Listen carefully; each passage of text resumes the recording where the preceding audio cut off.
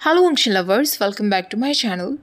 तो Monday morning की शुरुआत होती है जिस दिन जेंगशा और वयिंग बहुत ज़्यादा एक्साइटेड थे क्योंकि आज उनका मॉडलिंग जॉब में पहला दिन जो होने वाला था।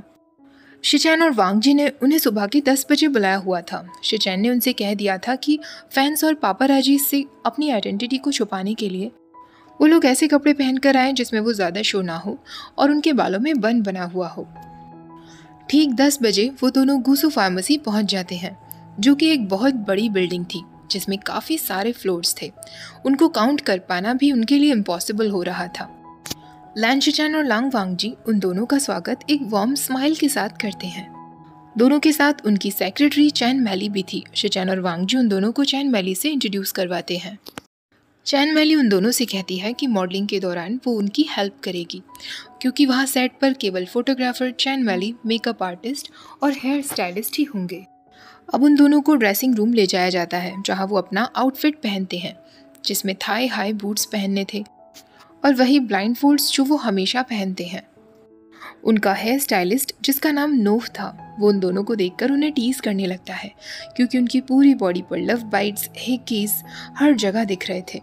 वो उन दोनों से कहता है, ओ हनी, लगता है तुम दोनों ने काफ़ी अच्छा समय बिताया है। वो दोनों बेचारे एम्बैरेसिंग फील करने लगते हैं। उनकी मेकअप आर्टिस्ट को भी 30 मिनट लग जाते हैं उनकी बॉडी से वो सारे मार्क्स को छुपाने में। वो एक गहरी सांस लेते हुए कहती है, क्योंकि तुम लोग अब प्रोफेशनल मॉडल्स बनने वाले हो तो आगे से अपने अपीयरेंस का ध्यान रखना, सेट पर इतने सारे मार्क्स लेकर मत आना। जेंगशा माफ़ी मांगता है और उसका चेहरा बुरी तरह लाल पड़ जाता है। उनके मेकअप आर्टिस्ट का नाम यूको था। फाइनली वो उन दोनों को जब रेडी कर देती है तो उन्हें फोटोग्राफर के पास भेजा जाता है। उस फ्रेंच फोटोग्राफर का नाम हुगो था। हुगो उन दोनों से कहता है, okay my silk and satin, हमें अब कुछ बोल्ड, सेक्सी और सिडक्टिव से पोज चाहिए। 1 घंटे तक सिल्क और सैटिन पोज देते हैं। उनके लिए ये ज़्यादा हार्ड नहीं था। वो वही सारे पोज दे रहे थे जो वो अक्सर अपने डांस रूटीन्स में दिया करते थे। सेट पर जितने भी लोग थे उन सबको ही सिल्क और सैटिन बहुत अट्रैक्टिव और हॉट लगते हैं। 2 घंटे सेट पर बिताने के बाद और 100 से भी ज़्यादा फ़ोटोज़ क्लिक करवाने के बाद हुगो उनसे एक लंच ब्रेक पर जाने के लिए कहता है।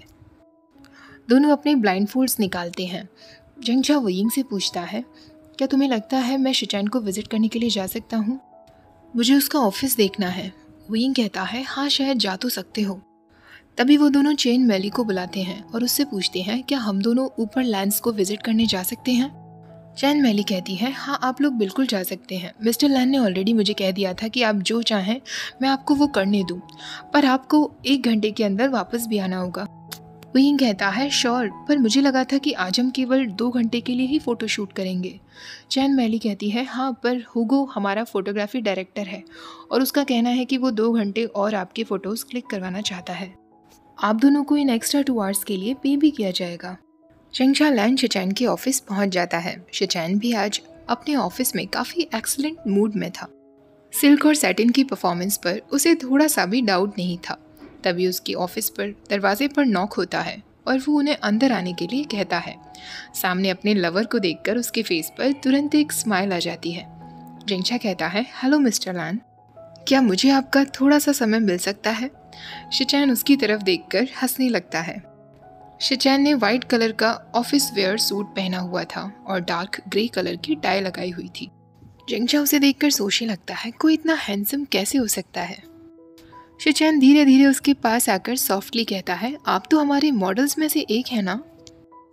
जेंगशा कहता है, यस मिस्टर लैन, मुझसे कहा गया था कि आप मुझे यहाँ ऑफिस में मिलेंगे, इसलिए मैं आपसे मिलने चला आया।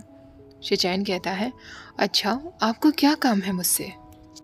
जेंगशा उसके ईयर्स पर लिक करते हुए कहता है, क्या मुझे मिस्टर लैन की थोड़ी सी अटेंशन मिल सकती है? शिचैन अपना हाथ जेंगशा के ब्लैक सिल्क रोब्स के अंदर ले जाता है और उन्हें वो शोल्डर से नीचे गिरा देता है। जेंगशा अब केवल अपने हाई ब्लैक लेदर शॉर्ट्स में था। शिचैन उससे कहता है, तुम्हें मेरी अटेंशन मिल गई है, देखते हैं कि तुम कब तक इसे बरकरार रख पाते हो। ऐसा कहकर वो अपनी पैंट की बेल्ट खोल देता है और पास ही की चेयर पर जाकर बैठ जाता है। जेंगशा समझ गया था कि शिचैन उससे क्या करवाना चाहता है। जेंगशा अपने घुटनों पर बैठकर कहता है, यस सर। जेंगजा शिचैन की पैंट को अपने टीथ से खोलता है। उसकी किस प्रूफ लिपस्टिक एकदम अच्छे से काम कर रही थी। जेंगजा एक सेडक्टिव आवाज़ में पूछता है, क्या अभी भी मेरे पास आपकी अटेंशन है मिस्टर लैन? शिचैन हाँ में सिर हिला देता है और उसे बैंड होने के लिए कहता है। जेंगजा को बहुत शेमलेस पर काफ़ी अच्छा भी फील हो रहा था।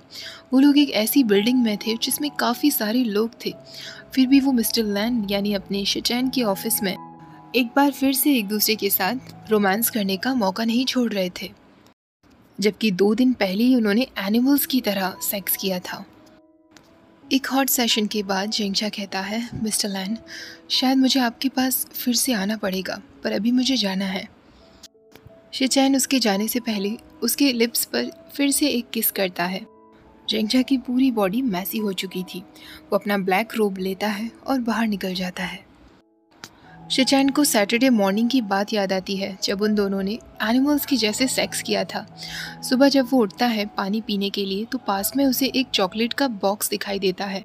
वो जब बॉक्स को खोलता है तो वो चॉकलेट्स स्पेशली लवर्स के लिए बनाई गई थी। शिचैन उस बॉक्स को देखकर मुस्कुराने लगता है। उसमें ऑलमोस्ट 50 चॉकलेट्स थीं जो उन तीनों ने आपस में ही ख़त्म कर ली थी।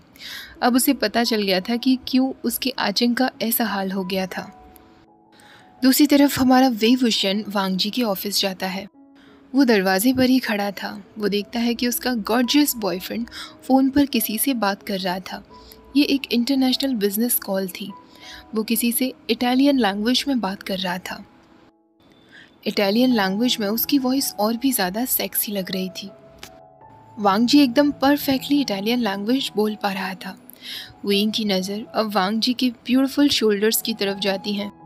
उसने क्रीम कलर की टर्टल नेक टी शर्ट्स पहनी हुई थी, जिसे देखकर विंग हंसने लगता है क्योंकि वांगजी ने ज़रूर ये टर्टल नेक टी शर्ट अपने नेक पर पड़े हुए लव बाइट्स को छुपाने के लिए पहनी होंगी। विंग को एक नॉटी हरकत करने का आइडिया आता है। वो ऑफिस में अंदर आकर वांगजी की डेस्क के सामने खड़ा हो जाता है। वो धीरे धीरे अपना हाथ अपनी बैली पर लेकर आता है और अपनी लूज सैटिन बेल्ट को खोल देता है, जिसे देखकर वांगजी की गोल्डन आइज खुली की खुली रह जाती हैं। उस लेदर शॉर्ट्स में विंग की पूरी बॉडी शेप वांगजी क्लियरली देख सकता था। वो फ़ोन पर एक गहरी सांस लेता है और वो जो भी कुछ कह रहा था वो हकलाने लगता है। उसकी वॉइस भी एकदम ब्रेथलेस हो जाती है। वांगजी अभी भी फ़ोन पर ही बात कर रहा था। वो अपनी ऑफिस चेयर पर बैठा हुआ था। वो विंग को भी वहाँ बैठने का थोड़ा सा इशारा करता है। विंग तुरंत जाकर उसकी गोद में बैठ जाता है। विंग अचानक उसकी पैंट खोल देता है। वांगजी का फ़ोन पर बात करना रुक जाता है। विंग उसके कान में सॉफ्ट वॉइस में कहता है, मिस्टर लैन, आप बात करते रहिए। उसके बाद विंग अपनी बॉडी को वांगजी की बॉडी पर रब करने लगता है। वांगजी का फ़ोन पर बात कर पाना बहुत मुश्किल होता जा रहा था। वांगजी अपनी मोर्निंग को रोकने के लिए अपने लिप्स पर बाइट कर लेता है। वो ब्रेथलेसली अभी भी फ़ोन पर बात किए जा रहा था। तभी अचानक वो फ़ोन कट कर देता है। वो अपना फ़ोन ऑफिस पर झटके से रखता है और विंग को फोर्सफुली अपनी तरफ खींचकर उसे एक रफ किस कर लेता है। एक वाइल्ड और मैसी किस। पर विंग की किस प्रूफ लिपस्टिक की वजह से उसकी लिपस्टिक ख़राब नहीं होती। वांगजी अब तुरंत विंग की पैंट खोलने ही वाला होता है। तभी विंग कहता है, नहीं लंजा, तुम ये नहीं कर सकते। मेरी पूरी बॉडी अभी मेकअप से कवर्ड है। वांगजी पाउट बनाने लगता है। विंग उसकी गोद से उठते हुए कहता है, हम बाद में मिलते हैं my handsome boyfriend. Don't worry, मेरी बॉडी तुम्हारी ही है। ऐसा कहकर वो अपना सिल्क रोब वापस से पहन लेता है और वांगजी को एक फ्लाइंग किस देते हुए वहाँ से निकल जाता है। वांगजी एक गहरी सांस लेता है और फिर से अपने काम पर लग जाता है। उन दोनों का फ़ोटो सेशन फिर से शुरू हो जाता है। हुगो कहता है, perfect my silk and satin, तुम दोनों सच में गॉर्जियस हो। और आने वाले अगले 6 महीनों में ये मिस्टीरियस सिल्क और सैटिन पूरी दुनिया में छा गए थे। उनके एडवर्टाइजमेंट्स लोगों को इतने ज़्यादा पसंद आ रहे थे। बिलबोर्ड पर, मैगजीन्स पर, शॉपिंग मॉल्स में, बुटीक्स पर, सबवेज में, बसेस और ट्रेन्स में भी उनके कमर्शियल हर जगह थे। बड़े बड़े टीवी स्टेशंस उनका इंटरव्यू लेना चाहते थे। काफ़ी सारी मेजर मैगजीन्स ने सिल्क और सैटिन के बारे में जब पता किया तो वो लोग बस यही डिस्कवर कर पाए कि सिल्क और सैटिन ने अपने करियर की शुरुआत एक हाई एंड नाइट क्लब में की थी। वो लोग इज़ाबेला तक भी पहुंच गए थे, पर इज़ाबेला के मुंह से कोई भी उसके या उसके स्टाफ के बारे में एक शब्द नहीं निकलवा सकता था। इवन दोनों लैंस भी जब अपने इंटरव्यूज़ देते थे या टॉक शोज़ पर जाते थे तो वो भी सिल्क और सैटिन के बारे में किसी को कुछ नहीं बताते थे। उसके बाद तो जैसे उन दोनों की लाइफ ही बदल गई थी। दोनों ने आगे की स्टडीज़ के लिए कॉलेज भी ज्वाइन कर लिया था। वो दोनों थोड़े बहुत इंटरव्यूज़ भी कर चुके थे, पर वो अब प्राइवेट फ़ोटोशूट्स के लिए अग्री नहीं करते थे। कॉलेज शुरू होने के 1 महीने बाद विंग और जेंगछा अपने लिविंग रूम में बैठे हुए थे। आसपास बुक्स और नोट्स बिखरी थी और उनके हाथ में हाइलाइटर्स और पेन्स थी। गुसू का सेमेस्टर शुरू होने वाला था। क्योंकि उन दोनों की स्टडीज़ में बहुत लंबा गैप था, इसलिए वो डेली अपनी क्लासेस के बाद 3 घंटे तक सेल्फ स्टडी किया करते थे। एक लंबे से मैराथन स्टडी सेशन के बाद दोनों अब और ज़्यादा नहीं पढ़ पा रहे थे। रात के 11 बज चुके थे। थर्सडे नाइट थी। जिनलिंग ऑलरेडी सो चुका था। जेंगछा और वयिंग का एग्ज़ाम मंडे को होने वाला था, जो उनका पहला एग्ज़ाम था। घंटों तक पढ़ने के बाद भी उन्हें ऐसा लग रहा था कि उनकी स्टडी कंप्लीट नहीं हुई है। तभी वो देखते हैं कि वांगजी और शिचैन वहाँ आ गए थे। शिचैन के हाथ में पिज़्ज़ा का बॉक्स था और वांगजी की गोद में सुजुई सोया हुआ था। जेंगछा शिचैन को देखकर एकदम खुश हो जाता है और तुरंत जाकर उसके गले लग जाता है। वयिंग भी वांगजी को देखकर बहुत खुश होता है। वयिंग ने रेड कलर के ग्लासेस पहने हुए थे, जो वो पढ़ाई करते वक्त अक्सर पहना करता था, जिसमें वो एकदम डिफरेंट, हैंडसम, ब्यूटीफुल, स्मार्ट और सेक्सी दिख रहा था। वयिंग जैसे ही वांगजी को हग करता है, वांगजी उसे हग नहीं करता, बल्कि वो ऐसे ही खड़ा हुआ था। ये देखकर वयिंग वरीडली उससे पूछता है, लंजा। वांगजी पहले सुजुई को जिनलिंग के रूम में सुलाकर आता है और वो फिर से वयिंग के पास आकर उसे गोद में उठाता है और बेडरूम की तरफ खींचता हुआ ले जाता है। शिचैन भी जेंगछा के साथ बिल्कुल ऐसा ही करता है, क्योंकि अब उन्होंने एक बड़ा घर ले लिया था, तो वहाँ रूम्स की कोई कमी नहीं थी। उनका टीवी भी अब एक बड़े साइज का फ्लैट टीवी था। दोनों अपने अपने बेडरूम्स में पहुंच जाते हैं। एक पैशनेट नाइट के बाद फ्राइडे मॉर्निंग जब दोनों उठते हैं तो दोनों की बॉडी पर हर जगह लव बाइट्स थे और बैक में बुरी तरह पेन था। दोनों अपने अपने बॉयफ्रेंड से कहते हैं, सारी तुम्हारी गलती है, अब बच्चों को स्कूल छोड़कर आने की जिम्मेदारी तुम दोनों की है। वांगजी और लैन शिचैन को सुजी और जिनलिंग को स्कूल छोड़ने के लिए जाना पड़ता है। इसी तरह उन लोगों को 2 साल बीत जाते हैं। जेंगछा, वयिंग, वांगजी और लैन शिचैन जिनलिंग और सुजी को अपने साथ लेकर ओशन घूमने के लिए आए थे। सुजी और जिनलिंग हमेशा की तरह साथ में खेल रहे थे। सुजुई कहता है, शान गागा, प्लीज़ आप भी हमारे साथ खेलिए ना। गर्मी का समय था। वो लोग एक छोटी सी पिकनिक मना रहे थे। जेंगछा अपनी पैंट ऊपर किए पानी में खड़ा था। वयिंग और उसके नेफ्यू साथ में खेल रहे थे। वहीं वांगजी और लैन शिचैन सनस्क्रीन लगाए बीच पर बैठे हुए थे और उन तीनों को देखकर मुस्कुरा रहे थे। लास्ट ईयर वयिंग और जेंगछा ग्रेजुएट हो गए थे और उन्होंने अपने अपने करियर्स शुरू कर दिए थे। वयिंग ने जैसा कहा था, वो एक हाई स्कूल में एक नया कोच बन गया था। उसके स्टूडेंट्स उसे बहुत प्यार करते थे। जेंगछा स्विम कॉम्पिटिशन्स के लिए निकल गया था, क्योंकि उसे एक स्विमर बनना था और वो काफ़ी सारे कॉम्पिटिशन्स में पार्टिसिपेट भी करता था। इस बीच लैन ब्रदर्स ने हमेशा उन दोनों का साथ दिया।